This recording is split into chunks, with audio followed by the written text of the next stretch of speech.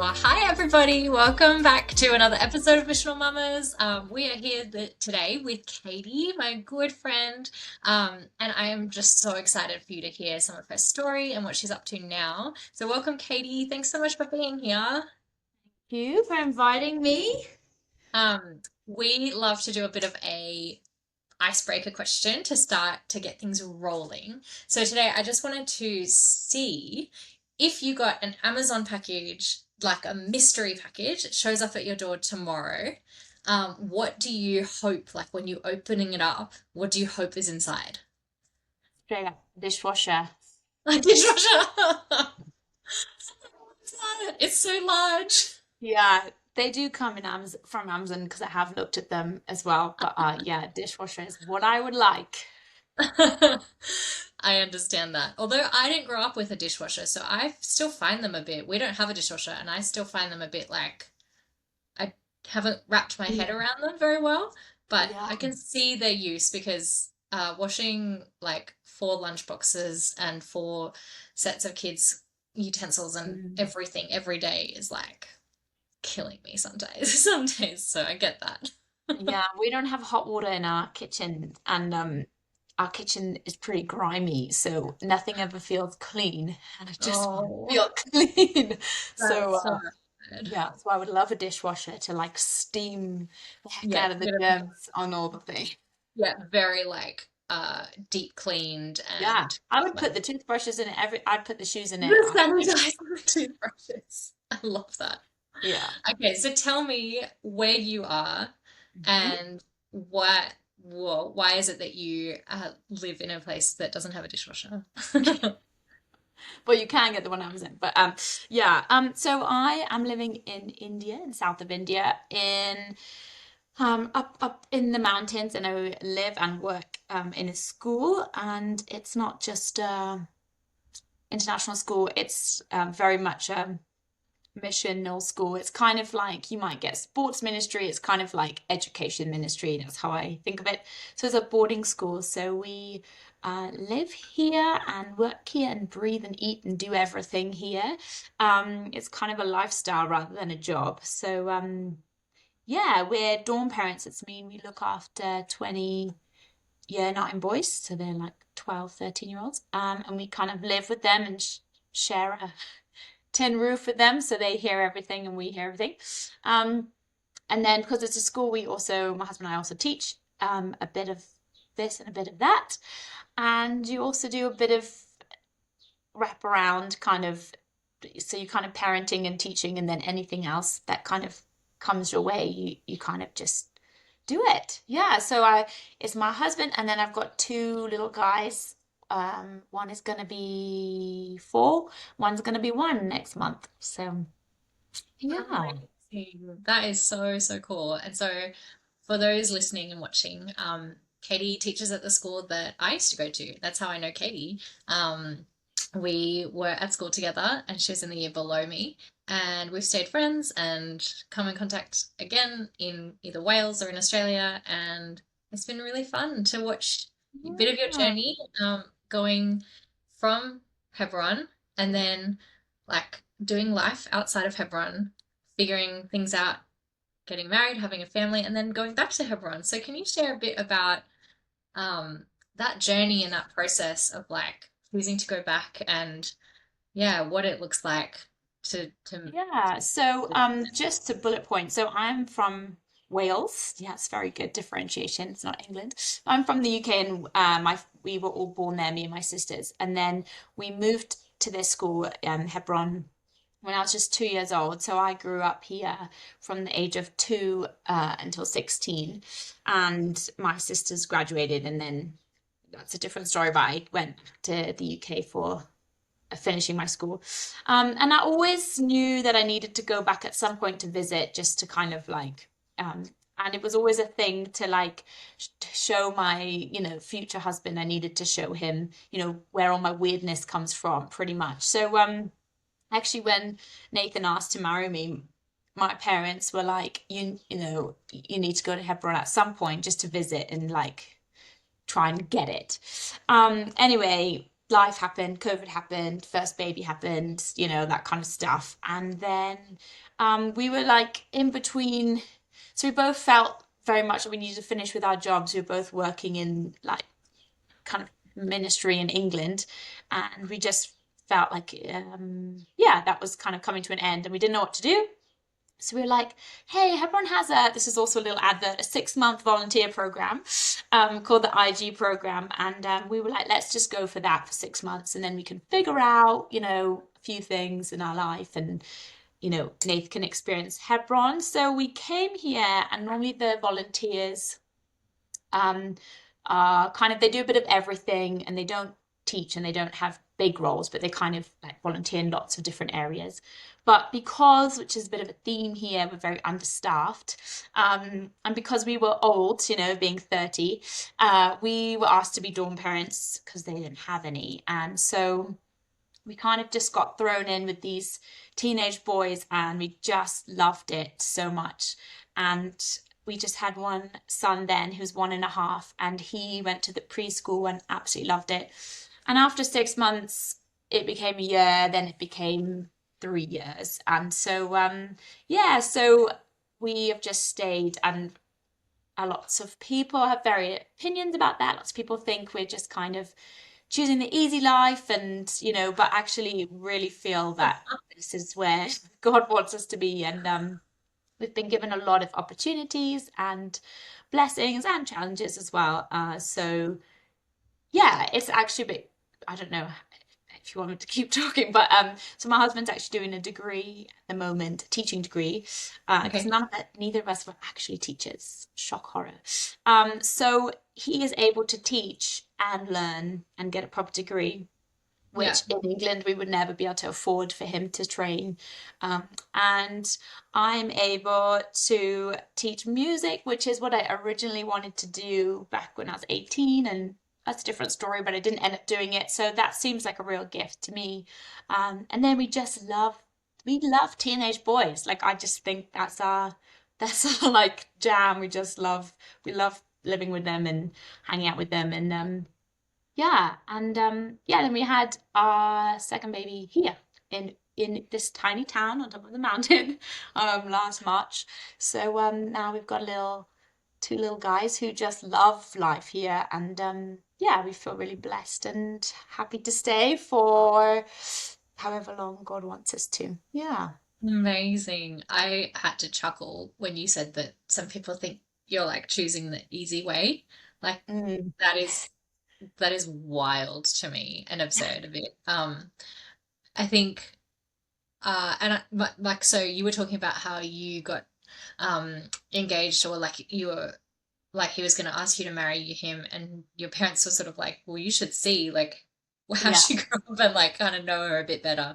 And I so get that, but Andy, like my husband, still hasn't seen Hebron and hasn't, and I Mm. didn't grow up my whole life there, but I was just saying to someone last night how it's such a big part of me, and it's weird that he hasn't seen it and Mm. can't kind of piece these stories together because it's such a weird and unique place, and it's so far outside of, I guess, most people's understanding of like, and like how he grew up and how most people grow up in the West as well. So it's so interesting. But from someone who's been there, like there's there's absolutely no way that it's the easier life or the easier option.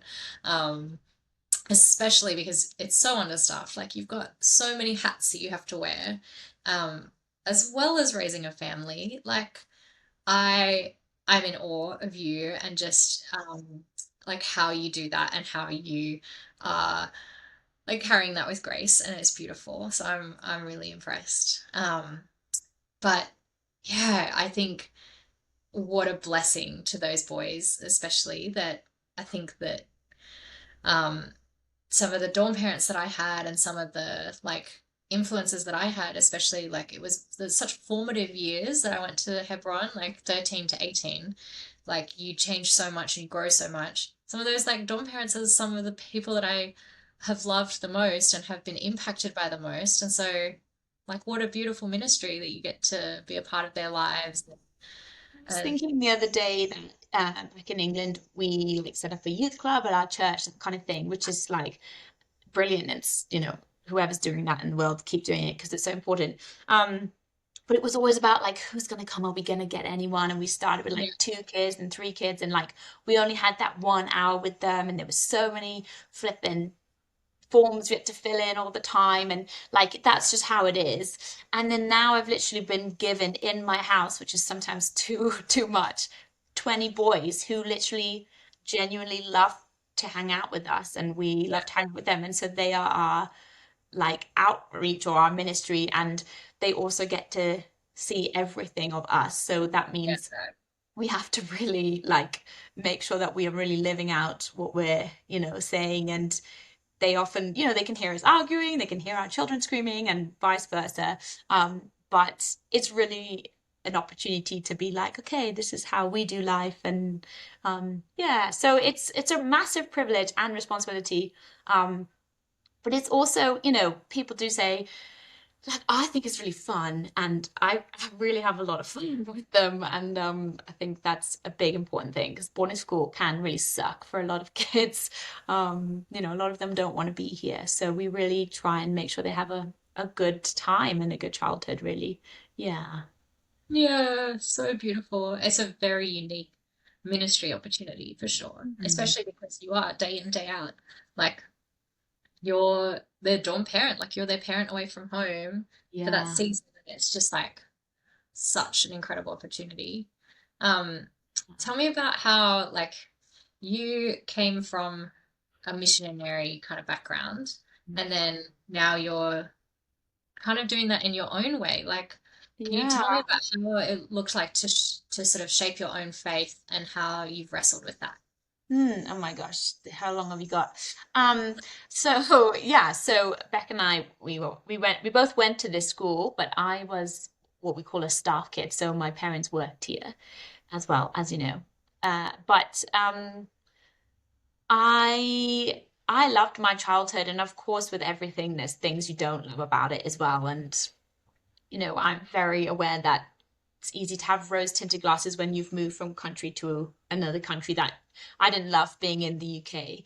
So it was easy to think like, oh, India days were just amazing. And they weren't. Of course, they were really tricky things as well, and sharing your parents with everyone, and also like your mum expelling some people in your class, like that was a bit of a bummer. Or that kind of stuff. Like no one Mm. wants to date you Mm. because your mum is there, that kind of thing. School stuff. That's what I told myself why I didn't ever have a boyfriend, but maybe it was something else. Anyway, but I was always very adamant that like I'll visit Hebron, but I won't come back to work here.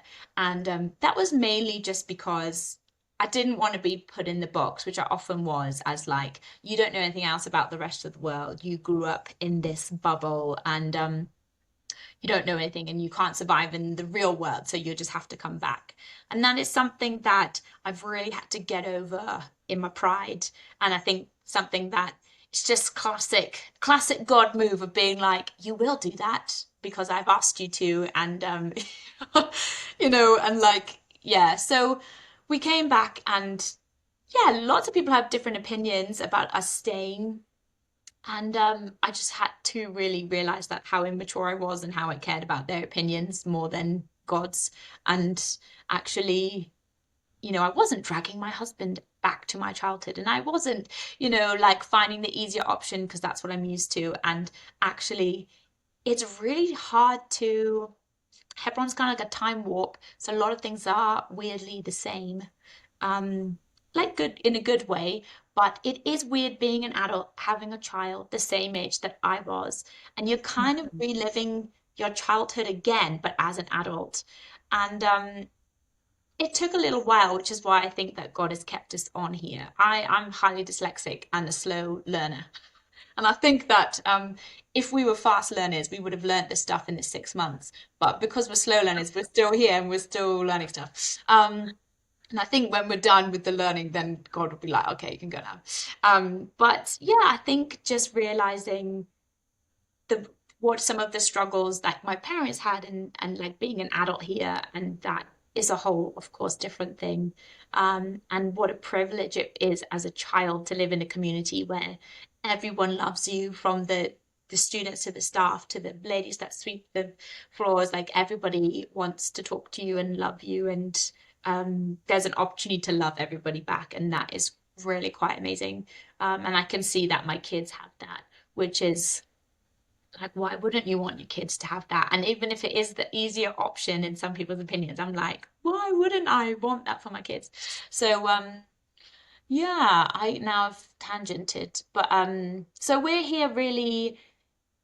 Oh yes, I remember your question now. So I feel like in life, I was never very academic, and I was always kind of, when we were in England, kind of obsessed about like what job I needed to have and who I needed to be. And I kind of did a primary teaching course and kind of didn't love it and all that kind of thing.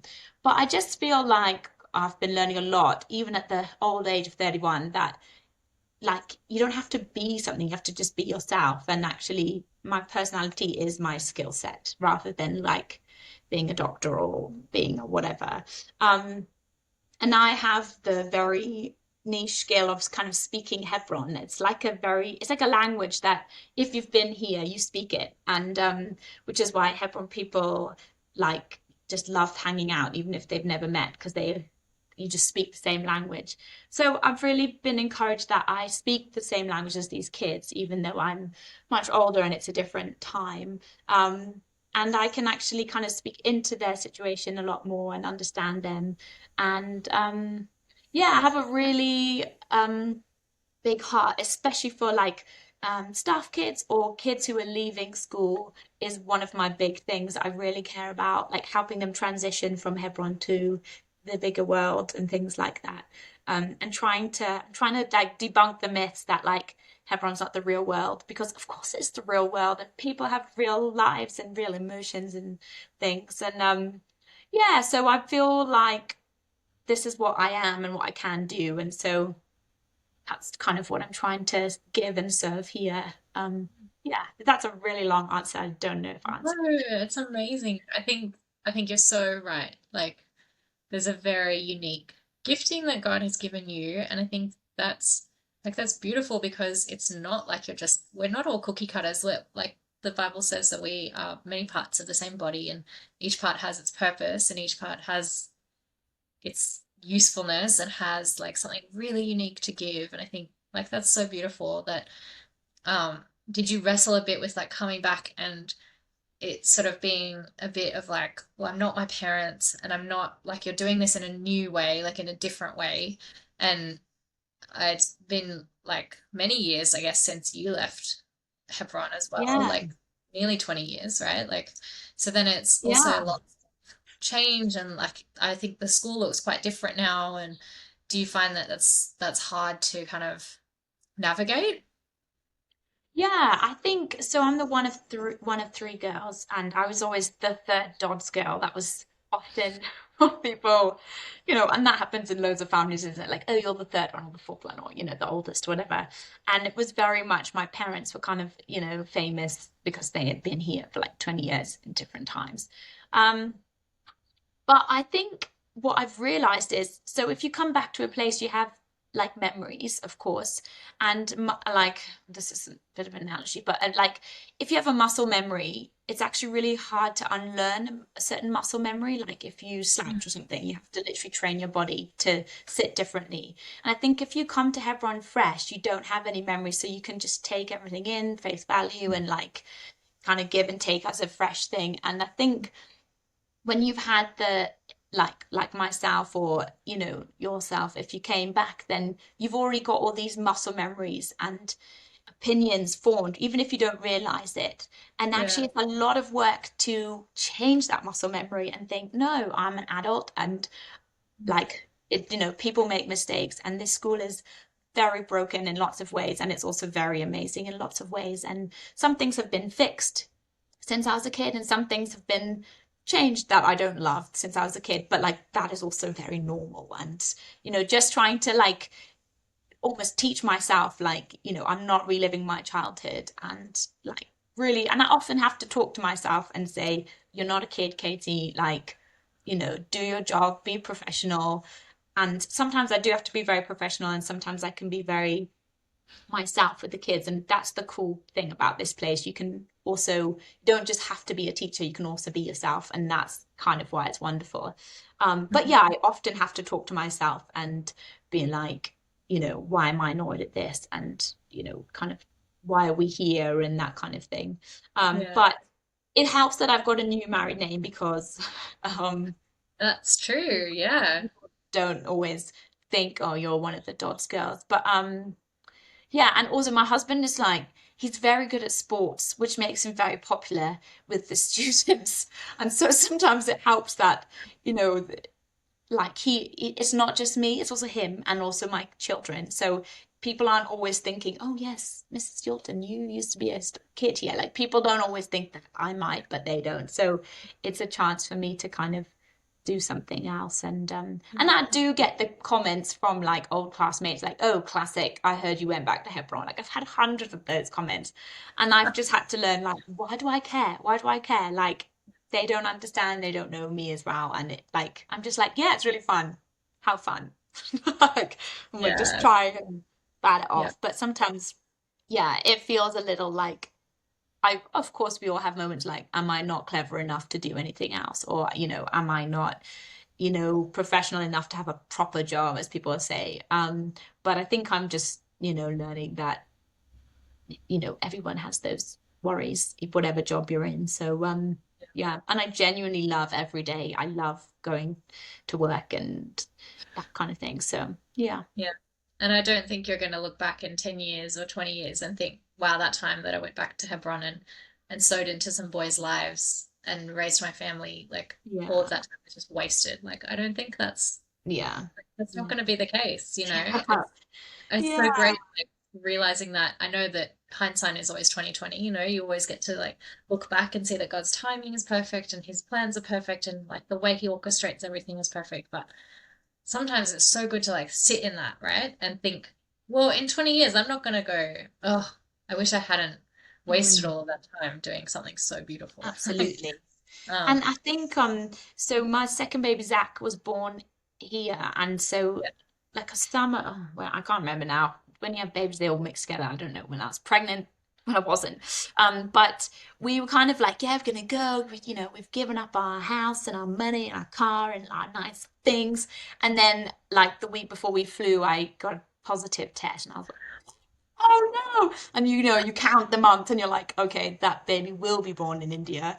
And then suddenly you're like just hit again with like it for me personally, because I did grow up here. I know it sounds very big of me to say, but I actually don't care that much about money and cars and the things that we gave up. So it seemed like everyone thought I was so brave, like, oh wow, you're giving up your house and all of your nice things. And I was like, oh yes, I trust God so much. And then when it's like your body, your health, your mhm. baby, future baby, Yeah, you're like, oh wow, okay, this is actually really yeah, personal and um yeah.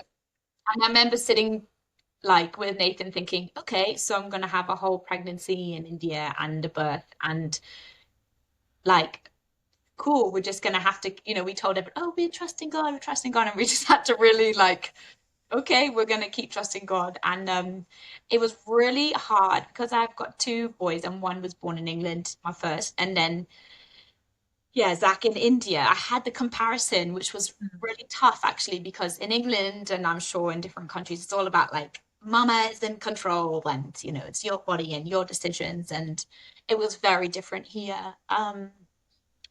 Just the pregnancy was different and the birth was wildly different. And also then the afterwards, like, but there was so many, yeah, the birth and the pregnancy was really, really hard. And there was not a lot of like, how are you doing as a mom?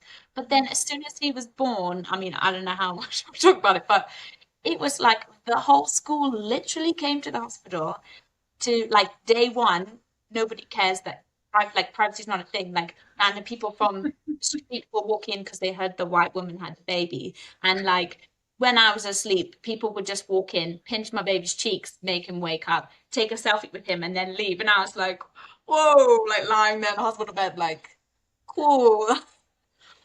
Yeah, That's so such whiplash. it was wild, but also like I absolutely loved it and would never change it. And people, it's like my children are part of the ministry here, and they're like little therapy dogs. That's what I've called them. And like the boys, our dorm boys, love them and Yeah. saw me pregnant and saw the baby day one, day two, day three, and it's his birthday next month, and we're going to have a whole school birthday party just because people love him, and he like belongs to them as well. And I just realized like that is so for me, lots of people would hate that, which is totally fine, but like, and I love it. And I think I really feel like if God has made me this way, this is why I should be here or somewhere else. And I really struggled with my first being in my little terraced house, and I would text people like, can you come and visit me, like I'm going crazy, and they'd be like, I'll come next Wednesday from 2 to 3, and I'm like, oh no, like I need someone to come now, I'm going mad with this toddler and keep screaming. And here we just have people everywhere, and of course it gets tiring sometimes, but I love it, and I love being a mum here, and I think God provides for a lot more, like our needs and more. um Yeah. yeah, and things like birth, which is obviously a big deal, and pregnancy, which is obviously a big deal. I think, and this is maybe an unpopular opinion, has become so um like massive, and it is of course a massive thing in the West, where it's like the mother is like the queen of the world and can do anything she actually wants, which is obviously wonderful in some ways, but actually you're kind of allowed to behave badly, you're allowed to like maybe be lazy, or allowed to like, and I think like obviously that comes with a lot of caveats of like if you're ill or whatever, like of course there's lots of different things, but yeah, but they're so much better here at like loving you hard when that baby's here, and like people just come and take him off me and like, you look tired, you actually look awful, go lie down and take my baby, and I'm like, okay. And just learning to accept all of that, and seeing it as a gift. Yeah. Yeah. I mean, I was going to ask you all about like the cost of like raising your kids somewhere that's not necessarily comfortable. And I Mm. mean, I know that even if you grow up there, I think like even like having grown up there, I think me going back, I would be uncomfortable. And like when we moved to Mm. Mexico, like it wasn't just that, everyone speaks Spanish and my Spanish was terrible. It wasn't just that I wasn't used to the place. I'd never been there before. It's uncomfortable to try and raise your kids somewhere else. But I think it's just like it's so beautiful that God provides, even though and like provides for exactly what you need and like exactly what's gonna help you and what's gonna bless you.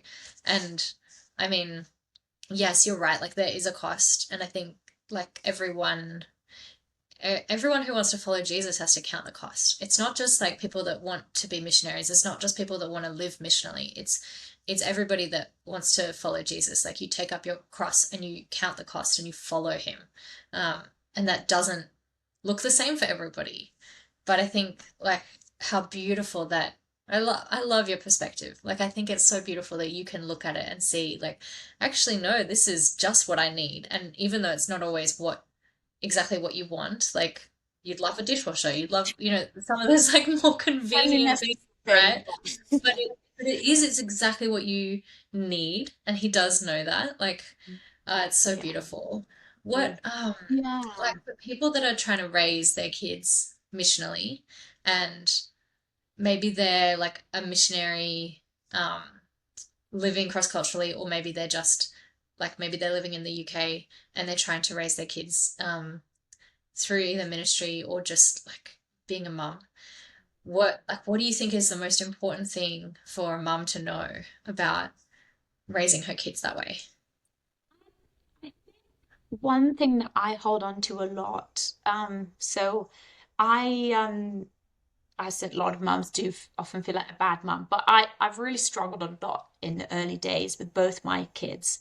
And lots of people here just say things they don't always mean, and they're like, "Oh yes, you really struggled, didn't you?" And I'm like, "Thank you." And like someone said to me like, "Oh, I don't think you should have any more babies." Nope. I think that's enough for you. And I was like, "Okay." Whereas, we wouldn't get that from a doctor in England, perhaps, but it was obvious. People could see that I really struggled at the beginning, and there's of course a lot of mum guilt with like I really enjoyed passing my baby off to the hundreds of people that wanted to hold him, and sometimes I just needed a minute and that kind of thing. Um, but I think when I think back to where we were in England, we that's a whole different story, but we lived in a kind of poorer estate for missional reasons, and the local school was really rough, like very rough, like the worst in the area. And I remember someone saying to me, like, oh, it's so cool that you've bought a house there and you're like living in that community. But like, of course, when your child goes to school, you'll put them somewhere else, right? And it's the same thing. It doesn't matter where you are. If you are deciding to live for God, like, there's always going to be a cost. And someone said to me, like, sure, Katie, you've got to make wise decisions for your children. And you know your children. Of course, if my child was a certain way and couldn't cope in that local school, then that's a different thing.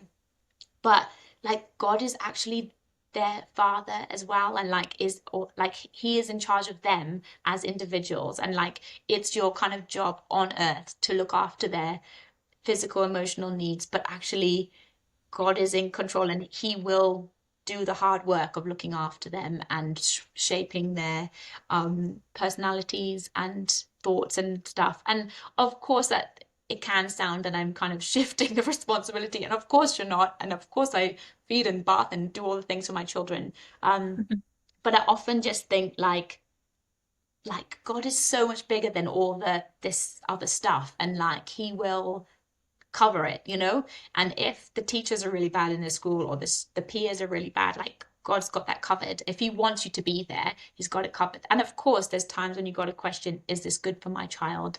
And I'm sure we could talk for hours about, the challenges of sometimes missionaries putting the mission before their children, and that can be really harmful. But as long as you feel that God wants you where he does, then he will take care of all the other stuff. And that is something that I really hold on to. And as a mum, I'm always hungry because I don't know what I eat. I often eat my baby's mushy food because I just, and you're just like, I go through bottles and bottles of perfume now, and everyone's like, wow, you love perfume, you're so glam. I'm like, no, it's because I don't have time to shower. Like, it's just such a different thing. But actually, like, God, if we look after our kids, God will look after us and ultimately look after all the other stuff, wherever you are, really. So that's what I often tell myself, sometimes 3 times a day. Yeah. Yeah, that's so good. What are some of the things that your parents did right, like that you're Mm. carrying into like being missional and like living in that space? Yeah. I think my parents, I always felt like, even as a kid, if I ever died on my headstone, I just want to be someone that's grateful. I think Hmm. like entitlement is really ugly, and I think that I just want to be someone who's grateful for whatever I've been given. And yeah, so I feel very, very grateful for my upbringing and to my parents. And now, of course, as a parent, I think, flip, this is hard. Like they actually did a great job. And of course, they made loads of mistakes, and there are things that they should and shouldn't have done. But like when you are a parent, you're like, oh yeah, well, you know, I've got that wrong already. Hopefully good job they're under 2 and they'll forget about it, because there's so many things you're like, oh my gosh. Um, but I think mum, dad were really great at helping us to understand the culture we were in. Um, One thing that I was very afraid. So somebody said to me out here when I was pregnant, "Oh, surely you'll just go back to England to have your baby." Somebody from England, and they said, that would just be so much easier. And regarding paperwork, which was a whole nother thing, it would have been miles easier. But there was another lady here who was pregnant, who was an Indian lady, local lady, and I just thought like, how awful would it be for us to do our pregnancy together, and then me to be like, see ya, I'm going back to like cleaner, better, blah blah blah blah healthcare. Um, and just really like I often feel like my parents taught me a lot to think about the other perspective of like you are living in a different culture, but it's not like it's their culture, so respect it and like learn from them. And I mean, I had a moment during my birth when, long story short, they like made me lie down flat on my back, my legs in the air, and I was like, if I stand up, I will give birth to this baby. And they were like, madam, you've chosen to have your baby here. we've delivered hundreds, you will do it our way. And that's what they told me. And I remember thinking, oh, fair enough, actually, like that's so true. But like it's just wildly different from what we're told in the West. And they were like, we deliver. I mean, India's like the most populated country. They know how to make babies there, you know, and like they were like, this is how we do it. You've chosen to give birth here. And they literally were like, why have you chosen to have a baby here? And like, and I was like, because this is where I live, you know? And so actually just not judging people and thinking, I have to trust you and it is different to me, but like, I'm in your country and I Yeah. love your country and this is like I don't love certain bits about it, but like I'm in your hands. So okay, Mm. you do what you're gonna do. And eventually obviously I had my baby. Um and there was so many hilarious moments of them being like, Madam, don't shout, it's so unnecessary. And I was like, what? And I was like, can I have some pain relief? He's Nice. like, you don't need pain relief. You don't need pain relief. We don't even have it here. Like, you're a mother, you're supposed to be strong. Like that kind of thing. You're like, okay. So like, but equally, I feel like, I mean, that was a whole nother story about God's grace to me. But yeah, I think, well, this is how they do it here. And if I'm gonna be living with these people, then I need to be like them. And I feel like my parents really taught me that. And of course, growing up, you know, I was white and British and didn't know anything about Britain and didn't speak any Indian language, and so often felt like I didn't quite know where I belonged. Um, but I did know how to appreciate other people, and I think that's something that they really instilled, and that's something that I want my, of course, kids to really learn. And yeah, and of course they're young, and I mean Britain is so multicultural, so it's not like they wouldn't get a multicultural upbringing there. But you know, I love my little guy. He's 3 and he's got a bit of an Indian twang, and I just like love it, and it makes me laugh so much. And he says things like, "My leg is paining," and I'm like, "Okay, like I'm never gonna correct you because that's just so classic for me." So Yeah. yeah, I really love that.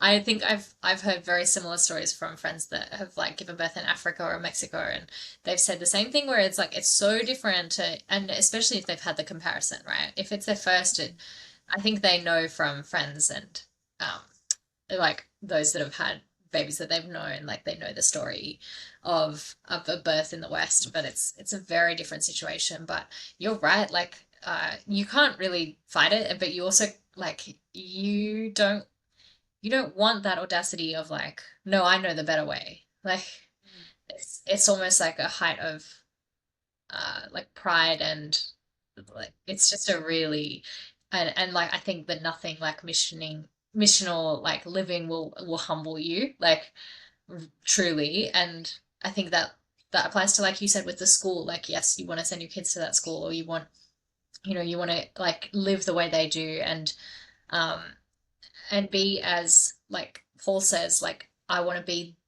that person like to everyone, that I might win them. You want to be like them because if you come in be so different, I mean it's already a difference, right? And it's really challenging. And I think that's a beautiful perspective. And I think something that maybe like only could take someone having lived like that growing up their whole life. Like your parents did a great job of showing you that, and that maybe people take a lot longer to learn that lesson if they haven't grown up like that, where it's, I think maybe I didn't even learn that lesson very well. And even though I grew up like that, it's a hard thing to like swallow, and it's hard to be humble and to like um just like not put yourself as the most clever person in the room or the most like right all the time. That's so challenging. How do you think we have you this continual debate about efficiency. So in uh-huh. England or the West, it's always about efficiency. Like if it's efficient, it's good. If it's not efficient, it's inefficient and it's bad. Like Yeah. India is not, I mean, this is generalization, an efficient country. And people don't care. Like they're like, we'll get there when we get there. It will get done at some point. I mean, Yeah. people are so quick to judge. Like India is like a booming industry. Like it knows what it's doing. It does get Mm. stuff done, but like it's never in the way. And it's so easy to think a way is best. And Yeah. so ugly when people come to a country and then think their way is best. And I think I'm always thinking that how sometimes I get some wild, bonkers parenting advice, and it's so easy to be like, oh my gosh, how ridiculous. But like, I have to respect people. Like, I'm literally moved to their country. So there's a lot of things that okay, I'll try the castor oil in the belly button and you rub 7 times left, 7 times right because they've got colic. And I'm like, honestly, moms get so desperate. So sure, I tried it. But there's also things that you're like, oh, cool, I'm so glad that worked for you. And you kind of take and leave it. But like, you Mhm. cannot be rude and think you're better than them because Yeah, you're just not. And I think that's a challenge to really believe that you're not better than them. And I think I really, really don't. And I have a lot to learn from people here. And I love efficiency, and that's okay too. Like I would love things to be more efficient. And but yeah, at the same time, I have to. And that's where you learn about. That's where you personally learn things because you have to learn a new way of doing it. And yeah, yeah, yeah. You, yeah, you really like have that, like just that beautiful humility, for yourself. Like, how do you think that you get your kids to understand that? Besides, like, if you were to move back to the UK, right, and your kids are what, 1 and 4, right? How do you think you instill in them that, because this is a conversation that my husband and I have all the time about how do we encourage that, like humility, but also like get rid of the entitlement and get rid of that, like, I feel like kids are born sinful, right? And they're born with this entitlement. And I feel like I had the easy, like my parents maybe had a bit of an easier option of like we lived where we didn't have much, right? But how do you think you would do that when you can't just circumstantially, you know? yeah. I mean, I don't know is the answer, short answer, but it is easier to say we don't have that. So, like sometimes, like so over Christmas we went back to the UK. That was the first time Zach had been there. I mean, Zach is a baby, so he didn't really, care. But like for Lucas, it was a huge deal, and he ate bacon and sausages every day. We went to all these soft plays and went to like a leisure centre pool, and we went to a toy shop and looked at all the toys. Like it was so exciting, and it was a special treat. So people absolutely spoiled him. And when we got back here, it was a nightmare. His behavior was horrendous. And after a while, he'd be like, oh, I want bacon. And we'd be like, look in the fridge, there's no bacon. And that was the easiest, that was so easy. Mm, But we did kept saying, it's so much harder if we did have all of those. Like if we were still in the yeah, UK and he was like, I want this, and it's available. And it's not even about being like, we can't afford it. It's about saying, like, no, I said no, and I'm the parent. And that is so hard. And, of course, there's scenarios like that here. Um, but like he's only 3.5, but he's very insightful. And like he said some things when we were in England. And he's just randomly out of the blue and he said I don't want to go back to India at one point. And for a 3.5-year-old, yeah, he said, oh, there's just so many people there and they always look at me, mom, and I don't like it. And I was mm, like, whoa. And your mum heart is like, what am I doing to my kid? And he's like, I just don't want people to always look at me and always pinch my cheeks. And you know but then the next minute when he got a Christmas present, he was like, can we take this back to India? I want to show my friend. And like, so it's, of course, there's going to be things even from that young age. He misses his cousins just like we miss our family. But then he also misses everyone here when we're there. And, he's like, why is it so cold all the time? Like he could not cope with the British winter. He was like, my body hurts. It hurts. So we went outside in the snow and we were like, okay, this is not the dreamy snow family situation we thought it would be. He just screamed and was like, so, it's really hard, and it's like parenting is so hard, and I don't think anyone knows really. There's hundreds of books, and that's why there are hundreds of books because no one knows. And I think yeah, if people had figured out, there'd be one book, right? And but no one has, so that's why people keep producing things because everyone's got a new idea that they've tried and it worked for a month, and then their child regressed again. So I think it's just like for us, we just try and fail, but then like see it as growth, and kids are not linear. So I'm sure there'll be times when Lucas loves being here and times he doesn't, just like all of us. But mm, and so many times we get it wrong and times when we should put them first and we don't, and vice versa. Yeah. So I don't know. That's the answer, and I think we just figure it out with grace, and like you just run to God for everything. And most of the Yeah. time, I think He pats you on the head and goes, "Keep going. You're doing great. Just keep trying." And I Yeah. think that's sometimes the simplicity of it.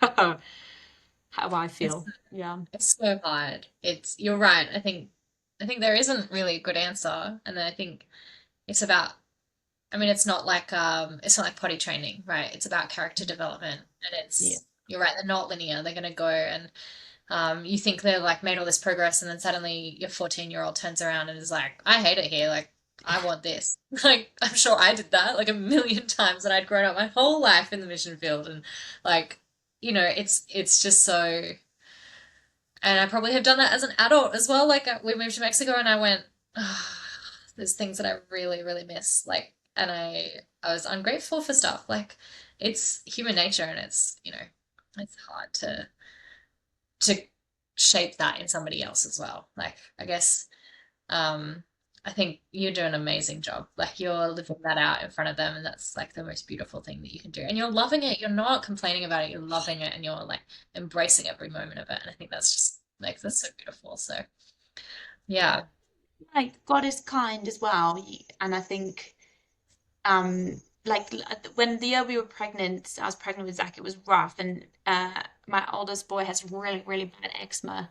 Um, and he had a really, it was about 6 months of like, he was literally covered from top to toe. And because it's white, it stands out more. The whole world was commenting on it.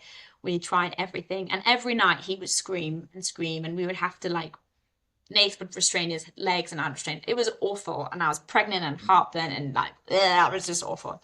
And and obviously, when you're lying there in his bed, stroking his back at 3 o'clock in the morning, you're thinking, it's so easy to think, oh, it would be better in England. We would be able to fix it, and this wouldn't have happened. We just, I don't know why I would do that, but And there's one night I was just, quietly crying, as a lot of mothers do at night, thinking, I love my child, but I just want them to disappear or like just shut up and go to sleep. And he was, itching, and then he kind of just went still, and it was, I don't know if he was dreaming or what, and he suddenly just went out of the blue in the middle of the night, Mum, I love living here. And then that was it. And I was like weeping, and it was ultimately just God saying to me, like, it's okay, Katie, like, he is ill in this way and it's really hard, but like, it's okay that you're in India and like you're living here. And, and I think that God does give us those kindnesses, and like you have to hold on to them, and like on the hard days, of which there are many, or most, you just have to like remember, like, God wants us here, he loves us, we're fine. Like it would be hard anywhere, and it would be easier everywhere else in some ways, and also harder everywhere else. um but yeah. oh, that is a beautiful story. And like, doesn't God just know exactly what we need in Yeah. that moment and in every moment? That it's just this like breath of fresh air, really, every time.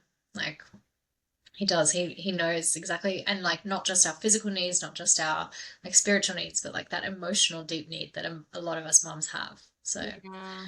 wow, thank Yeah. you so much for sharing, and thank you No, for it's coming, sharing your fine. story and your wisdom. Like it's so Oh my beautiful. goodness, I don't have any wisdom. It's like trial and error. Like you might come and talk to me at the end of the day, and I might be like, "Oh, I hate being a mom. It's too hard."